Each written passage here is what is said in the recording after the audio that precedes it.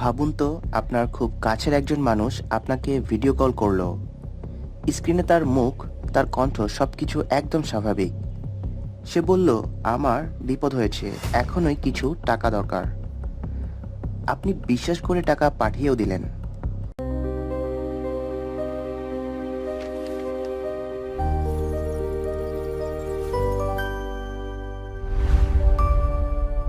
কিছুক্ষণ পর ফোন করে জানলেন সে আপনাকে কোনো ফোনই করেনি। তাহলে ভিডিওতে আপনি কাকে দেখছিলেন? এটাই ডিপফেক।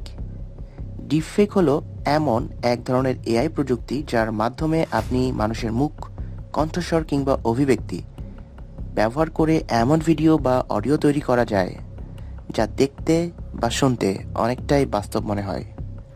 একসময় মানুষ বলতো চোখে দেখেছি তাই সত্যি, কিন্তু এআই এর যুগে কথাটাই হয়তো বদলে ফেলতে হবে।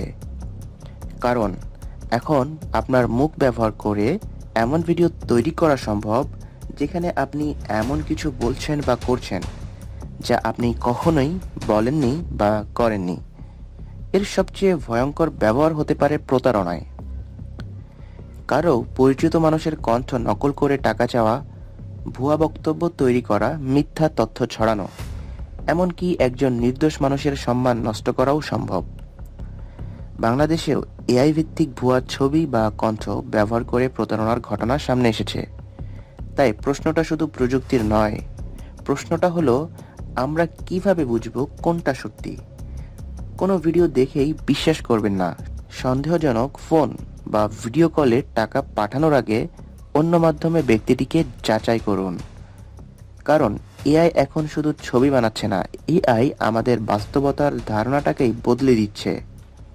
একদিন হয়তো এমন সময় আসবে যখন আপনি ভিডিও দেখেই প্রথমে জিজ্ঞেস করবেন, এই মানুষটা সত্যি এটা বলেছে তো? কারণ আগামী দিনের সবচেয়ে গুরুত্বপূর্ণ দক্ষতা হচ্ছে শুধু তথ্য জানা নয়, তথ্য সত্যি কিনা সেটা যাচাই করতে জানা। মনে রাখবেন, আপনার চোখ আপনাকে সবসময় সত্যি দেখাবে না, আপনার কানও সবসময় সত্যি শোনাবে না। এআই এর যুগে বিশ্বাস করার আগে যাচাই করুন।